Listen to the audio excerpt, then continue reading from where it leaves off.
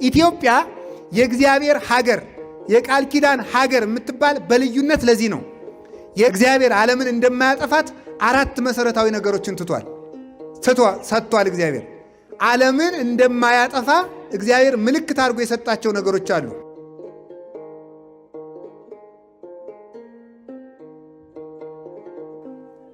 በልባችን ይጻፍ የነበረውን ሕግ እግዚአብሔር በድንጋይ ላይ ጽፎ ሰጠ። ሰው መውረዱ ነው። አንድ እሱ ነው። ሁለተኛ የሰው ልጅ እግዚአብሔር መስሎ የተፈጠረ ነውና የሚታይ የሚዳሰስ የአምልኮ መሳሪያ አያሻውም ነበረ። ሰው እየበደለ እየወረደ ዝቅ እያለ ከልልና ነፍስ እየወረደ ሲመጣ የሚዳሰስ አምላክ ፈለገ፣ የሚታይ አምላክ ፈለገ፣ ምልክት ፈላጊ ሆነ። ከዚህ የተነሳ እግዚአብሔር ቸር ነውና ለተቀረጹ ለአሕዛብ ጣዖታት እንዳይሰግዱ የሚታይ የአምልኮ መስመር ከፈለጋችሁ እናንተ ወደ እኔ የምትመጡበት እኔ ወደ እናንተ የምመጣበት ምልክት የሚሆን የሚዳሰስ የከበረ ነገር ልስጣችሁ ብሎ እግዚአብሔር ሙሴን ወደ ተራራ አውጥቶ 40 መዓልት 40 ሌሊት ከጾመ በኋላ 10 ሕግጋትን በሁለት ጽላት እግዚአብሔር በጣቱ ጽፎ ማለት እግዚአብሔር በጣቱ እንዲህ እያደረገ ይጽፋል ማለት አይደለም። በስልጣኑ ተጻፉ ሲላቸው እግዚአብሔር አክብሮ በሁለት ጽላት ቀርጾ ሰጠ። ያንን ጽላት ቀርጾ ቢሰጥም ነገር ግን ሰዎች ጣዖት እያመለኩ ስላስቸገሩ ከመሬት ሙሴ ጽላቱን ይዞ ሲመጣ እስራኤል ጣዖት እያመለኩ አገኛቸው። ያንን አንዱን ጣዖት በአንድ ጽላት አንዱን ጣዖት በአንድ ጽላት ቢመጣ ሁሉም ተሰበረ። ኋላ እግዚአብሔር ሙሴን ምን አደረገው? ቀድሞ እንዳሳየው አድርገህ ሸምሸር ሰጢን ከሚባል ወይም ግራር እንጨት ነው ከማይነቅዝ እንጨት ሙሴ አንተ ታቦት ቀርጸህ ውጣ እኔ ባርካቸዋለሁ አለ። ሙሴ ሁለቱን ጽላት ከማይነቅዝ እንጨት ቀርጾ ወጣ። ከማይነቅዝ እንጨት ሲቀርጽ በወርቅ እንዲለብጠው፣ መያዣ ቀለበት እንዲያበጅለት፣ መሸከሚያ እንዲያበጅለት፣ መግጠሚያ እንዲሰራለት፣ መቀመጫ እንዲያበጅለት፣ ከውስጡ ላይ ደግሞ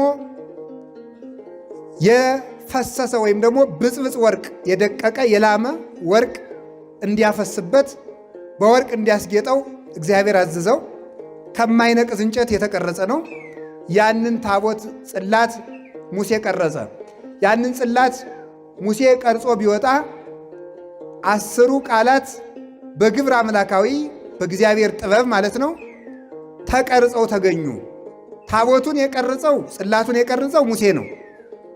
ቃሉን የጻፈበት ግን እግዚአብሔር ነው። 10ሩን ቃላት ጻፈባቸው። ያችን ጽላት ምን ብሎ ጠራት? የእግዚአብሔር የቃል ኪዳኑ ታቦት፣ የእግዚአብሔር የሕጉ ታቦት፣ የእግዚአብሔር የምስክሩ ታቦት ጽዮን ተብላ ተጠራች። የእግዚአብሔር የሕጉ ታቦት የተባለው ሕጉን ጽፎ ስለሰጠባት ነው። የምስክሩ ታቦት መባሏ ታቦት ዘስም፣ ደብተራ ዘስም፣ ደብተራ ስም ይባላል። የምስክር ድንኳን የምስክር ታቦት ይባላል። እግዚአብሔር ከሰው ጋር ለመሆኑ ምስክሩ ታቦቱ ስለሆነ፣ ሰው እግዚአብሔርን ለማምለኩ ምስክሩ ታቦቱ ስለሆነ የምስክሩ ታቦት ይባላል። የምስክሩ ጽላት ይባላል። እግዚአብሔር ከእኛ ጋር ለመሆኑ ማስረጃው ታቦቱ ነው። እኛ እግዚአብሔርን ለማክበራችን ማስረጃው ምንድን ነው? ታቦቱ ጽላቱ ነው። ስለዚህ የምስክሩ ታቦት ይባላል። እግዚአብሔር መኖሩን የሚገልጥበት በላይ የስርየት መክደኛ አብጅልበትና 10ሩን ቃላት የያዘችውን ጽላት ታቦተ ጽዮንን ከታቦቱ ውስጥ ጽላቱን ከታቦቱ ውስጥ በብሉይ ኪዳን ታቦት የሚባለው ጽላቱ የሚቀመጥበት ነው። ጽላት የሚባለው 10ሩ ቃላት የተጻፉበት ነው። ጽሌ ነው፣ አንድ ነው። ጽሌ ነው የሚባለው። ጽላት የተባለው በለምዶ ነው እንጂ ጽሌ አንድ ሲሆን ጽሌ ነው የሚባለው። ጽላት የተባለው በልሙድ በስቶ ቀርቶ ነው እንጂ የብዙ ነው። ጽላት ማለት ጽላቶች ማለት ነው። ስለዚህ ታዲያ ጽላት ወይም ጽሌው ከምን ይቀመጣል? ከታቦቱ ውስጥ። ታቦቱ ምን አለው? መክደኛ አለው። መክደኛ አለው። ከውስጥ ጽላት አለው። ከጽላቱ ላይ 10 ቃላት ተጽፈውበታል። ከመክደኛው ላይ ደም ይረጨዋል ሙሴ። አሮን ይረጨዋል፣ ያትመዋል። ያ የስርየት መክደኛ ይባላል። በዚያ የስርየት መክደኛ ላይ ማን ይገለጥበታል? እግዚአብሔር ይገለጥበታል። እግዚአብሔር ይታያል። እግዚአብሔር ለሙሴ ድምፅ ያሰማዋል። በታቦቱ ቀኝና ግራ 2 ኪሩቤል እንደሚናተፍ አውራ ዶሮ ሆነው ተስለውበታል። በኪሩቤል መካከል ሙሴ ገብቶ ለእስራኤል የሚያስፈልገውን ነገር ትእዛዝ ሰምቶ ይወጣ ነበረ። ትእዛዝ ሰምቶ ይወጣል። ስለዚህ የምስክሩ ታቦት ተብሎ ይጠራል። እግዚአብሔር ምን ያደርግበታል? ቃል ከእነሱ ጋር ለመሆኑ እነሱም እግዚአብሔር ለማክበራቸው ምንሆን ማስረጃ ይሆን ዘንድ። ልብ ብላችሁ ትሰሙ እንደሆነ ታቦትን የሰጠ እግዚአብሔር ነው። ነገር ግን እስራኤል ታቦት እንዲያመልኩ ግን አልተፈቀደም። የሚያመልኩት እግዚአብሔር ነው እንጂ ጽላቱን አይደለም። ጽላቱ እግዚአብሔር ለሰዎች የሚገለጥበት መሳሪያ ነው። አሁን እኔ እዚህ ላይ ለቆመው ለታቦቱ ብሰግድ ታቦቱን እያመለኩት አይደለም። አስተውላችሁ ስሙ። የሚያደናብሯችሁ መናፍቃን ሊገጥሟችሁ ስለሚችሉ ጎንደር አሁን 44 ታቦት አለ ይባል። አሁን ግን ብዙ ነው፣ 44 ብቻ አይደለም። መናፍቃን ወይም ደግሞ የፕሮቴስታንት እምነት ተከታዮች የኦርቶዶክስ ምዕመናንን ከቤተ ክርስቲያን ማፍለስ ስለሚፈልጉ ለምንድን ነው 44 ታቦት የምታመልኩ ብለው ይጠይቃሉ። 44 ታቦት ቀርቶ አንድ ታቦትም አናመልክም። እምናመልከው እግዚአብሔርን ነው። ታቦቱ እግዚአብሔር የሚገለጥበት ነው። የእግዚአብሔር መሳሪያ ነው። አሁን ምን ይላሉ መሰላችሁ? ፕሮቴስታንቶቹ ምን ይሏቸዋል? ታቦት ጣዖት ነው ይሏቸዋል። እንዴ ታቦትን የሰጠ ማን ነው? እግዚአብሔር። ኦሪት ዘጸአት ምዕራፍ 25 ቁጥር 1 ላይ ታቦት ጣዖት ከሆነ እግዚአብሔር ጣዖት አምልኩ ብሎ ይሰጣል? አይሰጥም። እግዚአብሔር ጣዖትን ይጠላል እንጂ አማልክቲሆሙ ለአሕዛብ ተመልከቱ ግብረ ደጓለ እማሕያው አማልክቲሆሙ ለአሕዛብ አጋንንት እሙንቱ ተብሎ የተጻፈ ዓይን ቦሙ ይሬዩ እዝን ቦሙ ይሰሙ ተብሎ እግር ቦሙ ያህጉሩ ተብሎ ጣዖታትን ዘልፏቸዋል እግዚአብሔር። ለተቀረጸ ምስል አትስገዱ ያለ እግዚአብሔር ነው። ለተቀረጸ ምስል አትስገዱ ብሏልና ለታቦት አትስገዱ ብለው ይጠቅሳሉ። ለተቀረጸ ምስል አትስገዱ ያለ የእግዚአብሔር ስም ለማይጠራበት፣ እግዚአብሔር ለማይከበርበት፣ እግዚአብሔር ለማይመለክበት፣ እግዚአብሔር ለማይመሰገንበት ከጣዖት ቤት ለቆመ ምስል ነው። የእግዚአብሔር ስም ለተጻፈበት፣ የእግዚአብሔር ስም ለተቀረጸበት ግን መስገድ ለእግዚአብሔር እንጂ ለሌላ አይደለም። አሁንም ቢሆን የምታስተውሉት ታቦት አናመልክም። ኢትዮጵያ 44 ታቦት ብቻ አይደለም ያሏት፣ ብዙ ሚሊየን ታቦት ሊኖራት ይችላል። ያንን ሚሊየን ታቦት ግን አታመልክም። የምታመልከው እግዚአብሔርን ነው። ስለዚህ ይሄ ታቦት የምስክር ታቦት ነው እንጂ የአምልኮ ታቦት ወይም የምናመልከው ታቦት አይደለም። የምስክር ታቦት ማለት ምን ማለት ነው? እግዚአብሔር ከእኛ ጋር መሆኑን በዚህ ታቦት ይገልጣል። እኛ እግዚአብሔርን መውደዳችንን በዚህ ታቦት እንገልጣለን። እግዚአብሔር በዚህ ይገለጣል። በስርየት መክደኛው ላይ ሁኜ እኔ እገለጥልሃለሁ ያለ እግዚአብሔር ነው። ኦሪት ዘጸአት ምዕራፍ 25 ላይ በታቦቱ መክደኛ ላይ እኔ እገለጥልሃለሁ። ታቦት ብዙ ሰዎች ምን ይላችኋል መስላችሁ? ታቦት የእግዚአብሔርን ክብር ይጋርዳል። ኦርቶዶክስ ታቦት፣ የተክለ ሃይማኖት ታቦት፣ የገብረ መንፈስ ቅዱስ ታቦት፣ የጊዮርጊስ ታቦት እያለች የክርስቶስን ክብር ሸፍናለች ይላሉ። ታቦት ግን የእግዚአብሔር የክብሩ መገለጫ ነው እንጂ የእግዚአብሔርን ክብር የሚሸፍን እንዳላይደለ እግዚአብሔር ለሙሴ በታቦቱ ላይ እገለጣለሁ አለ። እግዚአብሔር ታቦቱን እኔን ይጋርደኛል፣ ከእኔና ከእናንተ መካከል ግድግዳ ይሆናል፣ እኔን ይሸፍነኛል ሳይሆን በታቦቱን እኔ እገለጣለሁ ነው የሚለው። ይልቁንም ታቦት የእግዚአብሔር መገለጫ ከሆነ ከታቦት ዳር ዳር የሚሉ ሰዎች እግዚአብሔር በሌለበት ይኖራሉ ማለት ነው። ምክንያቱም እግዚአብሔር በታቦቱ እገለጣለሁ ብሏልና። ስለዚህ የምስክር ታቦት ይባላል። ታቦቱን እግዚአብሔር ምን ይወታል? የስርየት ታቦት ብሎ ይጠራዋል። የስርየት ታቦት እግዚአብሔር የኃጢአት ስርየትን የሚሰጠው በዚህ ነው፣ በታቦቱ ነው። ታቦቱ መሰዊያ ይባላል። ሙሴ በጉን የሚያቀርበው በመሰዊያው ላይ ነበረ።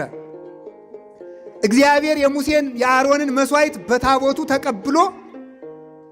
ተቀብሎ ለነሱ ስርየትን ይሰጣል። ስለዚህ ታቦት ማለት የኛ ጸሎት የሚያርግበት የእግዚአብሔር ምሕረት የሚወርድበት ነው። ሰው ጸሎቱን በታቦት ወደ እግዚአብሔር ያሳርጋል። ሰው ምሕረትን በታቦት ከእግዚአብሔር ይቀበላል። እግዚአብሔር ለእስራኤል ምሕረትን የሚሰጣቸው በታቦቱ ነው። የእስራኤል እንባ የሚያርገው ደግሞ በታቦቱ ነው። ስለዚህ የስርየት ታቦት ነው። የምስክር ታቦት ነው። የቃል ኪዳን ታቦት ነው። እግዚአብሔር ለአብርሃም የማለውን ቃል ኪዳን የጠበቀው በታቦት ነው። እግዚአብሔር ለአብርሃም ልጆችን ርስት አወርስልሃለሁ ብሎት ነበረ። ርስትን እንዲወርሱ እግዚአብሔር የጠበቃቸው በቃል ኪዳኑ ነው። እግዚአብሔር ለእኛ ያለውን ጥበቃ የሚገልጥበት ታቦቱ ነው።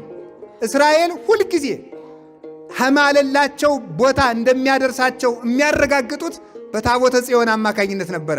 ስለዚህ ምን ትባላለች? እግዚአብሔር የማለላቸውን ርስት የሚሰጣቸው በታቦተ ጽዮን አማካኝነት ስለሆነ ምን ትባላለች? የቃል ኪዳን ታቦት ትባላለች። ኢትዮጵያ የእግዚአብሔር ሀገር፣ የቃል ኪዳን ሀገር የምትባል በልዩነት ለዚህ ነው። የቃል ኪዳኑን ታቦት ስለያዘች የቃል ኪዳን ሀገር ትባላለች። የቃል ኪዳኑን ቀስተ ደመና ስለያዘች የቃል ኪዳን ሀገር ትባላለች። እግዚአብሔር ዓለምን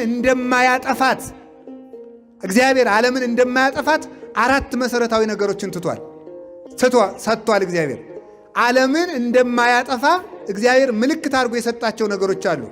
አንደኛው የኖህ ቀስተ ደመና ነው። ሁለተኛው ታቦተ ጽዮን ነው። ሦስተኛይቱ ድንግል ማርያም ናት። አራተኛው መስቀል ነው። አራቱንም በልዩነት ይዛ የምትገኝ ኢትዮጵያ ብቻ ናት። ከዚች ምድር የፈጠረን እግዚአብሔር የተመሰገነ ይሁን በእውነት ማለት ነው። አራቱንም ይዛ የምትገኝ ይሄው የኢትዮጵያ የኖህን ቃል ኪዳን ይዛለች። ቀስተ ደመናችን ተመልከቱት። ባንዲራው ሰንደቅ ዓላማው የኢትዮጵያ ቀይ፣ ቢጫ፣ አረንጓዴ ነው። ይሄ ኢትዮጵያ እንዳትጠፋ የሚጠብቃት ቃል ኪዳን ይሄ ነው አንዱ። ዛሬ ሰዎች አንዱን እያመጡ ቢለጥፉበትም ማለት ነው አምጥተው መሃል ላይ ኮከቡን ምኑን ቢለጥፉበትም የኢትዮጵያ ባንዲራ 2000 ዓመት 3000 ዓመት አይደለም እድሜው። ኢትዮጵያ የ3000 ዓመት ታሪክ ያላት ናት ሲባል ይሄ ብቻ የሚበቃት አይደለችም። የኢትዮጵያ ቀስተ ደመና የሚጀምረው ከኖህ ጀምሮ ነው። ኢትዮጵያ ሀገር ሳይፈጠር የነበረች ሀገር መሆኗን የምታውቁት ሰንደቅ ዓላማዋን ራሱ ባንዲራዋን የመረጠላት እግዚአብሔር ስለሆነ ነው። ያንን ይዛ ትኖራለች። ሰንደቅ ዓላማዋ ራሱ ይጠብቃታል ኢትዮጵያን።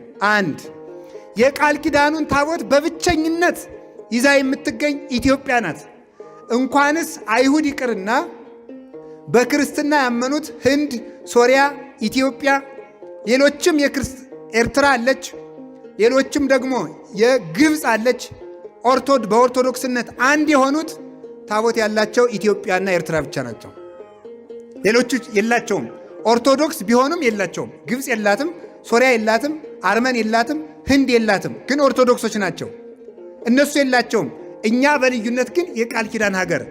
ሮም ራሷ ካቶሊክ ራሷ አሁን ግን ቀንታ አዲስ አበባ ታቦት ማውጣት ጀምራለች። ይገርማል እኮ ሮም ራሱ ይኸውላችሁ ቫቲካን ቅድስቲቱ ከተማ የካቶሊክ ቅድስቲቱ ከተማ የምትባለው ሮም ናት፣ ቫቲካን። እዚያች እንግዲህ ታቦት አይወጣም። ኢትዮጵያ ያሉ ካቶሊኮች ግን ከኛ ኮርጀው ታቦት ያወጣሉ። በጣም ነው የሚደንቀው ማለት ነው። እስከ ዛሬ ድረስ ከነገሯ ሁሉ የሮም ቤተ ክርስቲያን እግዚአብሔር ይስጣትና ታቦት አለኝ ብላ አታውቅም። ሰምተናት አናውቅም። ታቦት አለኝ የምትል ጽላት የምታከብር ኢትዮጵያ ብቻ ናት።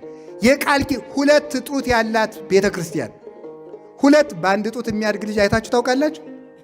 አሁን አንድ ልጅ የእናቱን አንዱን ጡቷን ብቻ ቢጠባም ይሆናል፣ አንዱ ያማታል። ኢትዮጵያ ኦርቶዶክስ ተዋሕዶ ቤተ ክርስቲያን ሁለት ጡት አላት፣ ብሉይ ኪዳንና ሐዲስ ኪዳን። ሁለቱ ጡቶች የኦሪት ታቦትን አጽንታ ያዘች፣ ሐዲስ ኪዳንን አጽንታ ያዘች። በአንድ ክንፍ የሚበር ንስር አይታችሁ ታውቃላችሁ? የለም። አንድ ክንፉን ከተመታ መብረር አይችልም። የኢትዮጵያ ቤተ ክርስቲያን የመከራን የጦርነትን ረግረግ በክንፎቿ እየበረረች የምታልፈው በእነዚህ ክንፎች ነው። በብሉይ ኪዳን በሐዲስ ኪዳን ታቦተ ጽዮን አለቻት። የሐዲስ ኪዳን ታቦትም አላት። ያቺ ጽዮን ትባላለች። ስለዚህ ስርየት ምሳል ወመስጋድ ወመስተስሪያ ኃጢአት ስርየት ኃጢአት የሚገኝበት የስግደት ማቅረቢያ የአምልኮ ማዕከል እግዚአብሔርና ሰው የሚገናኙበት ታቦተ ጽዮንን እግዚአብሔር ጸጠ። ጽዮን ማለት አንድም ሞቃታማ፣ ብርሃናማ፣ ፀሐያማ ማለት ነው። ፀሐይ የማይለየው ማለት ነው ጽዮን ማለት። በሌላ በኩል ጽዮን ማለት ከፍ ያለ ማለት ነው። በሌላ በኩል ጽዮን ማለት አምባ ማለት ነው። ጽዮን ማለት መጠጊያ ማለት ነው። እነዚህ ችን ጽዮን የተባለች ታቦት ከሰጣቸው በኋላ እስራኤል መንገድ ሲሄዱ ደብተራ ድንኳን፣ ደብተራ ኦሪት ተሰራች። ደብተራ ማለት ድንኳን ነው። ከዚያ ውስጥ ታቦቱን አስቀመጠ ሙሴ። ከዚያ ውስጥ ድንኳኑን አስቀመጠ። እግዚአብሔር በዚያ ላይ 7 ደመና አስቀመጠ። ያ ደመና ሌሊት የብርሃን አምድ ይሆናል፣ ቀን ደግሞ ፀሐይ ይጋርድና ደመና ይሆናል። ታቦት ስትንቀሳቀስ እስራኤል መንገድ ይጀምራሉ። ታቦቲቱ ካለችበት ያድራሉ። ታቦቱ መንቀሳቀስ ካቆምና እዚች ላይ ነው የምታድር ታቦተ ጽዮን ከተባለ እስራኤል ያድራሉ። ታቦቷ ስትንቀሳቀስ ይንቀሳቀሳሉ። ታቦቱ በተንቀሳቀስበት ታቦቱ ባለበት መና ይወርድላቸዋል። ታቦት ባለችበት ውሃ ከጭንጫ ይፈልቅብላቸዋል። ታቦቷን ይዘው ሲነሱ ጠላት ይሸነፍላቸዋል። ታቦቷን ብድግ ሲያደርጓት እንደ ቅጠል ረግፎላቸው ያድራል። ያሸንፋሉ፣ ድል ይነሳሉ። ታቦተ ጽዮንን ይዘው ዮርዳኖስን ከፍለው ተሻግረዋል። ካህናት ታቦተ ጽዮንን ይዘው ወደ ዮርዳኖስ ባህር ሲገቡ ዮርዳኖስ ተከፈለላቸው። 12 ድንጋይ ይዘው ተሻገሩ። ታቦተ ጽዮንን ይዘው በኢያሱ አማካኝነት አማሌቃውያንን በሙሉ ድል ነሱ። በመንገድ የገጠሟቸውን አላሳልፍ ያሏቸውን ሁሉ። ዋናው ጠላታቸው ቀድሞ ሙቷል፣ ፈርዖን ነው። ባህር ውስጥ ሰጥሞ ቀርቷል። መንገድ ለመንገድ የሚያስቸግሯቸው ጠላቶቻቸውን ደግሞ ጽዮንን ይዘው ሲንቀሳቀሱ ይረግፍላቸዋል።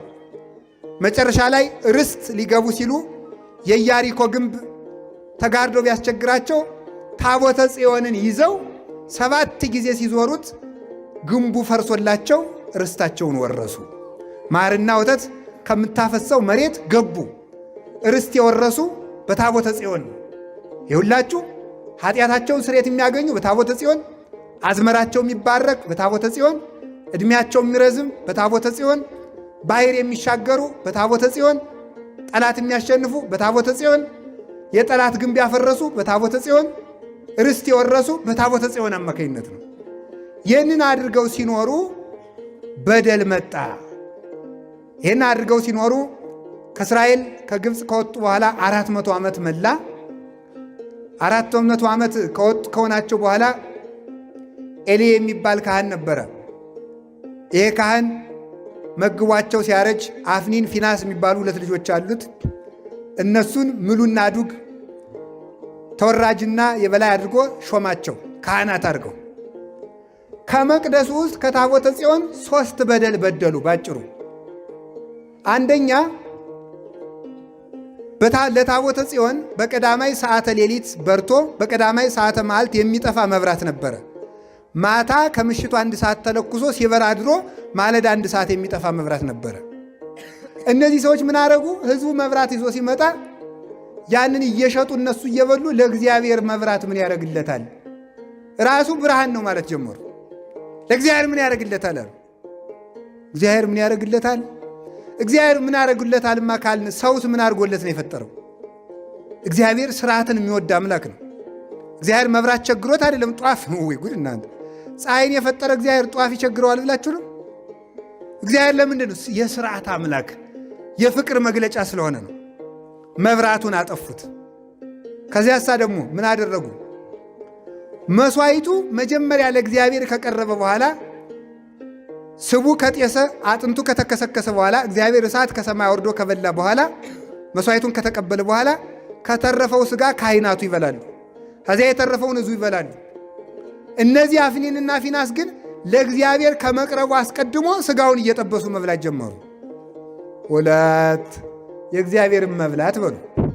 2 ሶስተኛ ያውን ይባሳል አሉ ሰውየው። ሶስተኛ ምን አረጉ? ታቦተ ጽዮንን ደጅ ሊጸኑ የኦሪትን መቅደስ ሊሳለሙ የሚመጡትን ሴቶች ለኃጢአት እያታለሉ የሚጥሏቸው ሆኑ ይላል። ሰዎች የእግዚአብሔርን ቤት እንዳይሳለሙ አደረጓቸው። በእግዚአብሔር ሕዝብ ከለከሉበት። ሴቶችም እንጸድቃለን ብለን መጣን እንጂ ይሄንማ ከባሎቻችን አተነዋል ብለው ከቤታቸው ቁጭ ከቤተ እግዚአብሔር መምጣት አቆሙ። ካህናቱ ለዝሙት ሲጠይቋቸው፣ ወንዶችም እኛ እንጸድቃለን ብለን ነው እንጂ ሚስቶቻችን ልንድር ነው አትሂዱ እያሉ አስቀሩ። በእግዚአብሔር አምልኮ ከለከሉበት። 3 በደል። አሁን እኛ ይህንን እየበደልን ነው። ምን ያላጠፋ ነው? መብራት አለ። እኛስ ቢሆን ክህነቱ መብራት ነበር፣ እየጠፋ እኮ ነው። ምንኩስናውም መብራት ነው፣ ጠፍቷል እኮ። አሁን ትዳሩም መብራት ነበር፣ አሁን አጥፍታችሁታል እኮ። ምንም ጨለማ የሆነ ትዳር ነው ያለ። መብራት ጠፋ፣ ስርዓት ጎደለ ማለት ነው። እግዚአብሔር ስርዓት ሲያጎልበት ሕዝብ የሚጠፋው ስርዓት ሲጎል ነው። ምን ችግር አለው ማለት? እስቲ ምን ችግር አለው በሉ። አለው እንጂ ችግር አለው ይላሉ እንዴ? ችግር አለው። አሁን የጠፋ ምን እያልን ነው? ችግር መብራቱን ብናጠፋው ምን ችግር አለው? አለው ችግር። እግዚአብሔር አድርጉ ያለውን ምን ችግር አለው ብሎ ማጉደር። አለባበስም፣ ጠጉር አቆራረጥም፣ አካሄድም ሴቱ ሱሪ አታልብሱ ምን ችግር አለው? እንደ አፍኒንና እንደ ፊናስ እኔ አናትሽን እያለ እንዳይጥልሽ ማምላክን የምሬን ነው። ምን ችግር አለው ማለት ችግር ያመጣል። ጠጉራችሁን አስተካክሉ ምን ችግር አለው? በየሜዳው አትጋቡ ምን ችግር አለው? ምን ችግር አለው ማለት ነው ችግር ያመጣው። ምዕመናን አሁን በተለይ የከተማውን ቅባ ቅዱሱን በፖርሳው ይዝና ሻይ ሲጠጣ ቅባ ቅዱሱ ጣብ እያደረግ ኧረ ተው ምን ችግር አለው? ምዕመናን ታቦት ሲወጣ ከታቦቱ አትቅረቡ ምን ችግር አለው? ቢባርክ ምንም ችግር የለውም። ችግር አለው። ዓለምን ያጠፋ ተዛሬ እስከ ዛሬ ድረስ ምን ችግር አለው? አጠፉ፣ የእግዚአብሔርን በሉት። ታው ስርዓት አጓላችሁ ቅዳሴ አትግቡ ምን ችግር አለው? ችግር መጣ እንጂ ምን ችግር አለው ስንል ኖረን ማለት። መግባት በማትችሉበት ጊዜ ቤተ ክርስቲያን አትግቡ ምን ችግር አለው? የከተማ ሰባኪ ደግሞ ምን ይላል? መምህር፣ አባ፣ ቄሴ፣ የኔታ ግዳጁኝ የሴቶች ልማድ ውስጥ ሁኜ ቤተ ክርስቲያን ገብቼ ብጽልይ ያለ ችግር አለው? ምን ችግር አለው? ኧረ ተው ችግር አለው። ችግር አለው ነው የምላችሁ ማለት ነው።